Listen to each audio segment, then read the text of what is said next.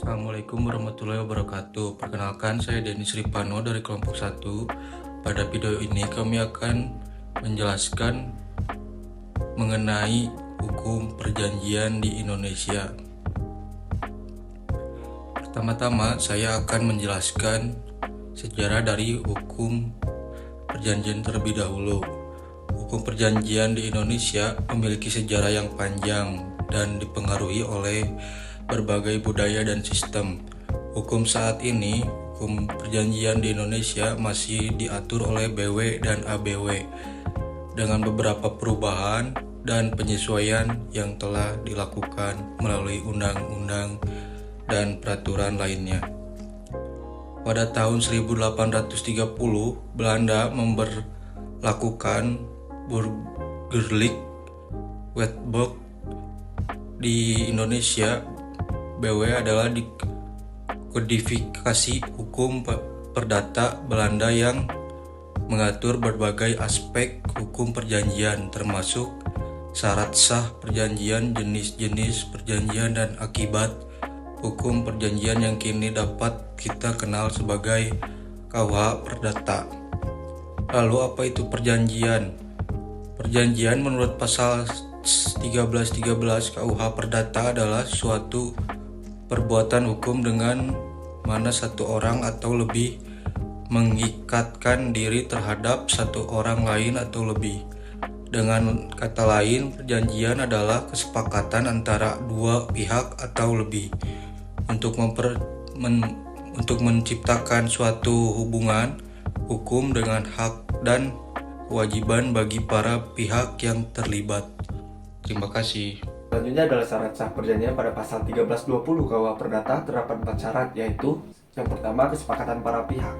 Kesepakatan ini berarti bahwa para pihak membuat perjanjian harus memiliki kehendak yang sama dan bebas untuk membuat perjanjian.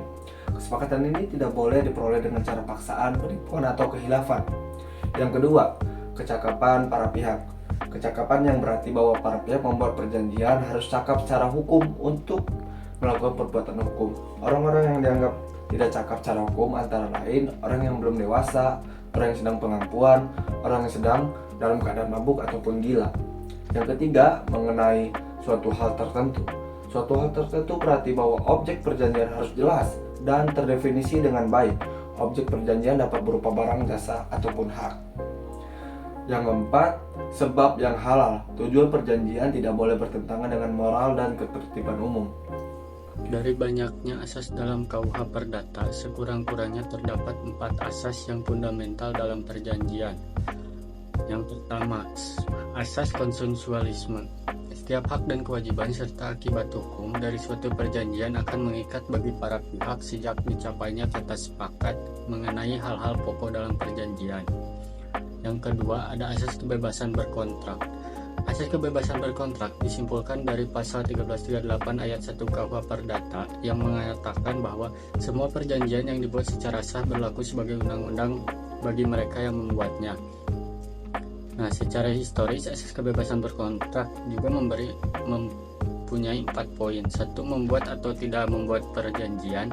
2. Memilih dengan siapa akan membuat perjanjian. 3. Menentukan isi dari perjanjian. Dan yang keempat, menentukan bentuk perjanjian dan menentukan cara penutupan perjanjian. Balik lagi ke dalam asas-asas. Yang ketiga, ada asas mengikat sebagai undang-undang. Asas ini terkandung di dalam pasal 1338 ayat 1 KUH Perdata yang berbunyi, berlaku sebagai yang berarti perjanjian akan mengikat bagi para pihak yang membuatnya layaknya sebuah undang-undang. Yang keempat, ada asas kepribadian. Asas ini berarti perjanjian hanya mengikat bagi para pihak yang membuatnya. Berikut saya akan menjelaskan unsur-unsur yang terdapat dalam hukum perjanjian.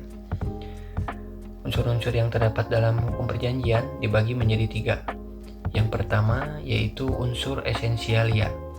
Unsur esensialia ini berisikan hal-hal pokok yang harus ada dalam suatu perjanjian atau kontrak. Seperti contohnya, dalam kontrak jual beli harus terdapat barang dan harga. Barang dan harga ini merupakan suatu bentuk dari unsur esensialia ini. Tanpa adanya unsur esensialia ini, maka dapat dikatakan suatu perjanjian atau kontrak tidak ada. Dan yang selanjutnya yaitu unsur naturalia. Unsur naturalia ini merupakan unsur penunjang atau dapat dikatakan sebagai ketentuan yang tidak wajib ada, tetapi seringkali dianggap sebagai bagian dari suatu perjanjian. Jadi meskipun tidak disebutkan secara jelas atau eksplisit dalam suatu perjanjian, unsur ini tetap diatur oleh hukum dan berlaku oleh para pihak. Seperti contohnya cara pembayaran, biaya pengangkutan, dan pemasangan. Dan yang terakhir yaitu unsur aksidentalia. Unsur aksidentalia ini berisikan ketentuan-ketentuan khusus yang ditambahkan oleh para pihak. Misalnya larangan, ban prestasi, ganti rugi, denda, bunga, dan lain-lain, dengan catatan unsur ini harus terlebih dahulu disepakati oleh kedua belah pihak. Maka dari itu unsur ini bersifat opsional, dapat dilakukan maupun tidak dilakukan, tergantung pada kesepakatan kedua belah pihak. Jadi pada intinya ketiga unsur tersebut dituangkan dalam perjanjian atau kontrak berdasarkan kebutuhan agar keinginan dan tujuan para pihak dapat tercapai. Baik, selanjutnya saya akan menjelaskan mengenai prestasi. Menurut pasal 1234 KUH Perdata, prestasi adalah kewajiban yang harus dipenuhi oleh pihak yang berikatan dalam suatu perjanjian. Kewajiban ini dapat berupa memberikan sesuatu seperti menyerahkan barang, membayarkan uang, atau mentransfer hak. Lalu berbuat sesuatu dapat berupa menyelesaikan pekerjaan atau memberikan sebuah layanan. Selanjutnya tidak berbuat sesuatu seperti tidak mengganggu pihak lain, tidak melakukan perbuatan tertentu, atau tidak bersaing dengan pihak lain. Prestasi merupakan hal yang esensial dalam suatu perjanjian. Tanpa adanya prestasi, perjanjian tersebut tidak akan memiliki makna dan tujuan yang jelas. Oleh karena itu, penting bagi para pihak yang berikatan dalam suatu perjanjian untuk memahami dengan baik definisi dan jenis-jenis prestasi agar dapat melaksanakan kewajibannya dengan benar.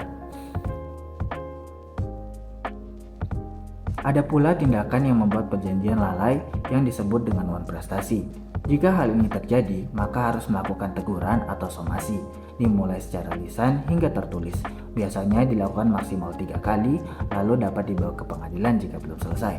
Tindakan yang menyebabkan wan prestasi adalah tidak melakukan seluruh atau sebagian prestasi, keliru dalam melakukan prestasi, dan terlambat dalam melakukan prestasi. Teguran atau somasi dapat dilawan ketika terjadi hal-hal seperti yang pertama overmah atau keadaan memaksa, seperti terkena bencana atau terikat kebijakan pemerintah karena terjadi sesuatu hal. Yang kedua ada acceptio non ademplenti contractus atau kondisi yang seimbang karena terjadi sesuatu hal sehingga dapat ditolak. Contohnya orang mengeluh barang pesanannya belum dikirim oleh penjual, namun ternyata dia belum membayar uang muka sesuai aturan jual belinya. Yang ketiga ada refair working atau pelepasan hak. Contohnya ketika seseorang berhutang kepada saya, tetapi saya mengikhlaskannya sehingga orang itu tidak perlu membayar hutangnya. Sekian yang dapat kami jelaskan mengenai hukum perjanjian di Indonesia. Wassalamualaikum warahmatullahi wabarakatuh.